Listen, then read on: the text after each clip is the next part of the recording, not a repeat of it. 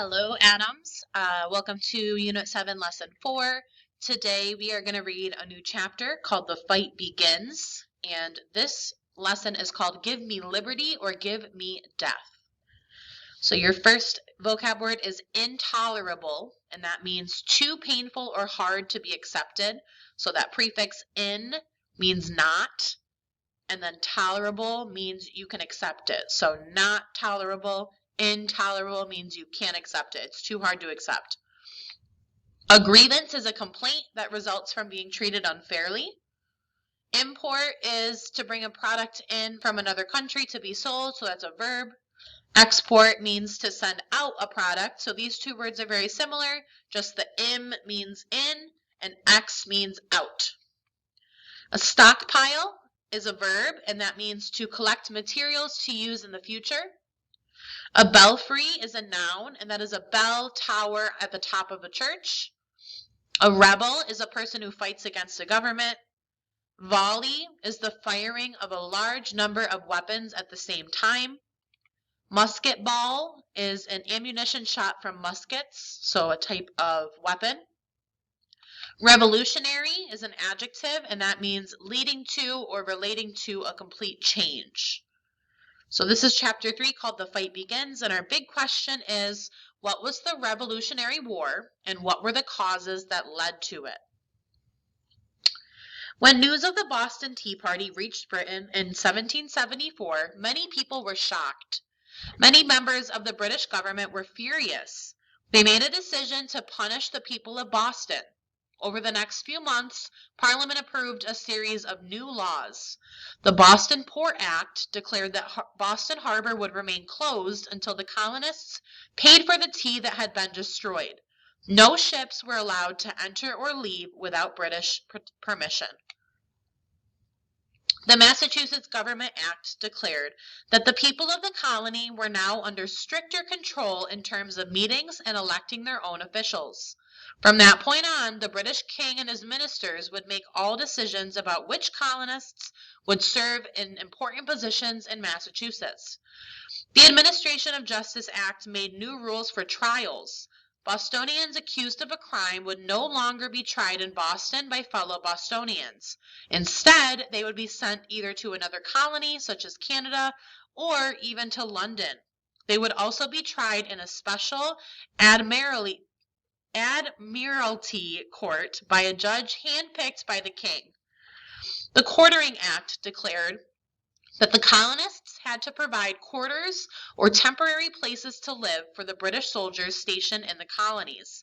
The colonists also had to provide supplies such as food, bedding, candles, and firewood. This was significant because the British government was getting ready to send more soldiers to Boston. So those were some of the things that happened as a result of the Boston Tea Party. British is angry, they're upset with the colonies, especially in Massachusetts, so they gave these types of laws to sort of punish them. And this is a painting called Redcoat Sack, New England. So all of the soldiers are coming to Boston to control them. This is another photograph of the members of the First Continental Congress, and they gather at Carpenter's Hall in Philadelphia. So this was another result of all these laws that they're imposing. The colonists decided that they were going to have a meeting and decide what to do. The people of Massachusetts were very angry about these new laws. How could they make a living if goods could not be shipped in or out of Boston? How would they get a fair trial if they were sent to faraway courts? And how could they trust the government if all the top officials were elected by the king? The Bostonians called these new laws the Intolerable Acts. They would not stand for them. News did not travel fast back then. People did not have television, cell phones, or email. But when people in the other colonies heard about the events unfolding in Massachusetts, they became alarmed. Some were angry too. They thought the same could happen to them. 12 of the 13 colonies decided to send representatives to a meeting in Philadelphia, Pennsylvania, known as the First Continental Congress. The First Continental Congress met in September 1774. Of the 13 colonies, only Georgia did not attend. Complaints and grievances. The 56 members of the First Continental Congress drafted a list of complaints and grievances against the king and his government. They agreed that all 13 colonies would stop importing goods from Great Britain, not just tea and other items that were taxed, but all British goods. They also agreed that, unless Parliament repealed the Intolerable Acts, the colonies would stop exporting colonial goods to Great Britain. Some colonists began to think a war was unavoidable.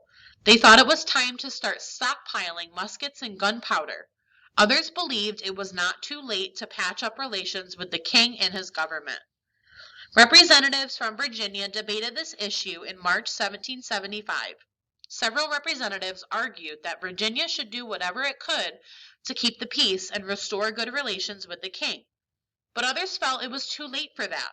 A country lawyer named Patrick Henry proposed that it was time to stop talking about peace and to start fighting for liberty. And this is a quote from Patrick Henry. He says, "Gentlemen may cry, peace, peace, but there is no peace. The war is actually begun. Our brethren are already in the field. Why stand we here idle? What is it that gentlemen wish? Is life so dear or peace so sweet as to be purchased at the price of chains and slavery? Forbid it, Almighty God. I know not what course others may take, but as for me, give me liberty or give me death." Many people in Massachusetts agreed with Patrick Henry. They were organizing militias, stockpiling guns, and preparing to fight. Some of the Massachusetts militiamen were known as Minutemen. These special troops were created to be ready to fight at a moment's notice. The British government knew that these preparations were underway. In response, they sent a large army to Boston. British generals were told to confiscate any weapons they could find. They were also told to find and arrest the biggest troublemakers among the Sons of Liberty, Samuel Adams and John Hancock. In April 1775, the British tried to capture some weapons that members of the Patriot movement had hidden in Concord, west of Boston. Approximately 700 British soldiers marched out of Boston on the night of April 18th, hoping to surprise the militia in Concord. But the Patriots were watching every move the British soldiers made. And this is Patrick Henry, who is one of the leaders of the Sons of Liberty, and he's addressing the Virginia representatives. The Night Rider. One of the men keeping an eye on the British was Paul Revere. He had heard that the British soldiers were getting ready to march to Concord. He knew there were only two ways to get to Concord from Boston. One was to march there on foot. The other was to cross the Charles River in boats and then march the rest of the way. It was not possible to tell which way the British would go until they set out. Revere came up with a clever plan. He told a friend to hang lanterns in the belfry of the North Church in Boston. If the soldiers left Boston on foot, Revere's comrade was to hang one lantern. If they set off in boats, he was to hang two lanterns. On the night of April 18, 1775, Revere's friend ran up to the belfry and hung two lanterns.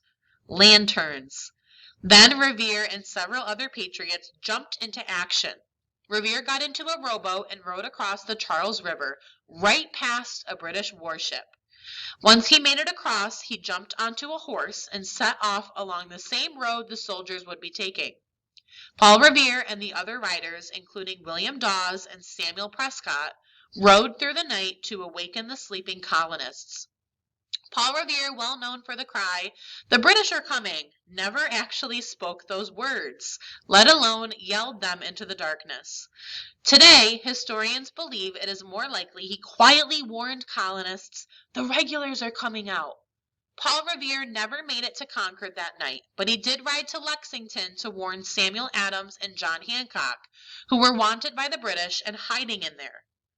Because of Revere and the other riders, people who lived along the road knew the British soldiers were headed toward Concord. Hundreds of Minutemen grabbed their guns and prepared to defend their homeland. And this is a painting of Paul Revere's ride. It was created more than 100 years after the night of April 18, 1775. The scene was depicted in not an entirely accurate account of what happened. However, it does convey the tension and drama of the events that took place that night. The shot heard round the world. It was April 19th, 1775. In Lexington, a town on the road to Concord, 80 militiamen lined up in formation. They had their guns with them, but they were not planning to fire on the redcoats. After all, a war had not been declared. Still, they knew there was a chance fighting might break out, and they wanted to be ready if it did. As the British approached, John Parker, the leader of the Lexington militia, told his men, "Stand your ground, don't fire unless fired upon. But if they mean to have a war, let it begin here."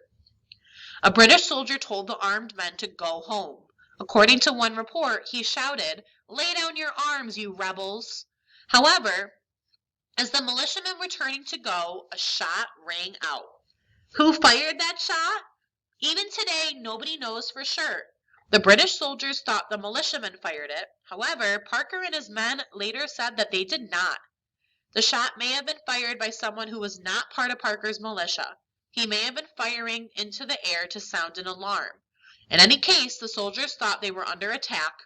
They fired a volley, and in the matter of seconds, guns were flashing and smoking on both sides. And this is showing the Battle of Lexington happening.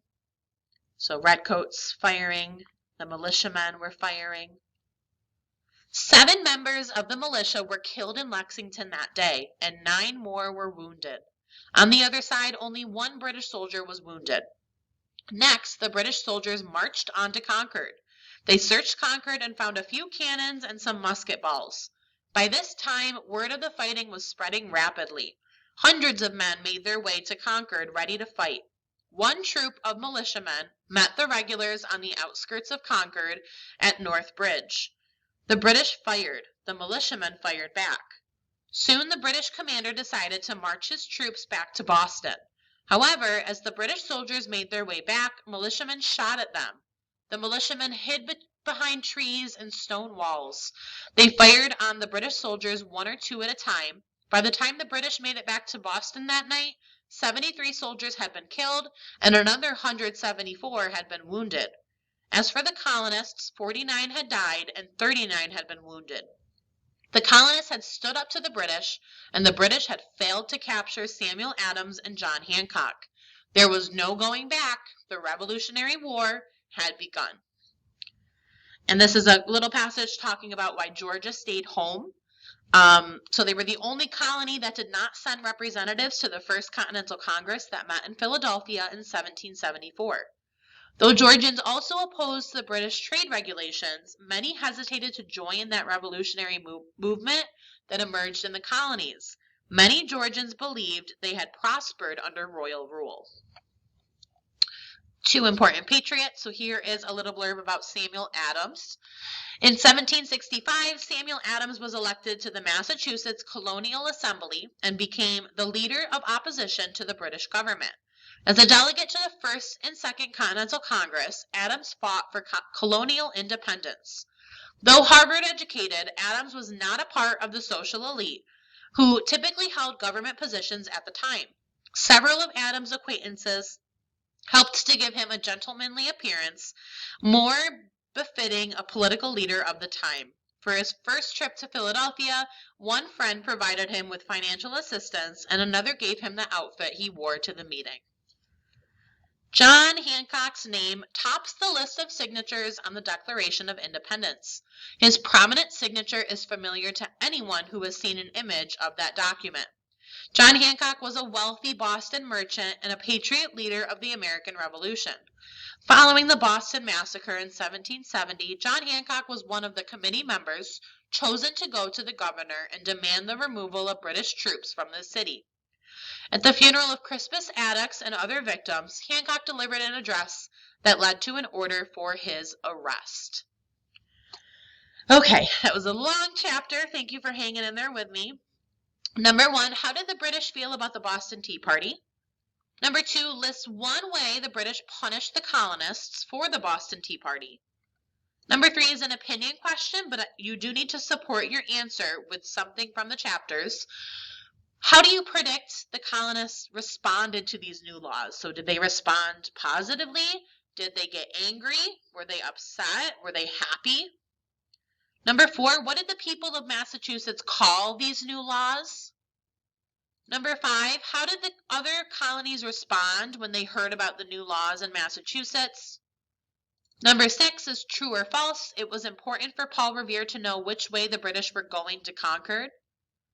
Number 7, that shot heard around the world. Why is it called that? Number 8, which state chose not to send a representative to the First Continental Congress? Number 9, how was Samuel Adams different from the other political leaders of the time? And number 10, give one fact you learned about John Hancock from this chapter. All right, skills. So you have this passage from the text we just read, which is a section about the Continental Congress. So you're going to respond to numbers 1 through 5. Those are all in that text that I just gave you. Make sure you use your vocab and look within the text for the answers. Lastly, you're going to do a little bit of dialogue. So here is an anchor chart to help you with your dialogue quotation marks and your punctuation. And you're going to give me 3 quotations about this picture here. So this was that painting of Paul Revere. So there's Paul Revere right here. He's on his horse, and there's other members of the Massachusetts group. So give me at least 3 quotations that might have been happening in this picture. What do you think they might have been talking about? And then lastly is just some fill in the blank. We went over these words a couple lessons ago, so you can review them here. We're looking at that root word port, and you're just going to fill in the blank for the word that matches in the sentence. All right, that's it for today. Have a wonderful rest of your day, and I will see you all next time. Goodbye, Adams.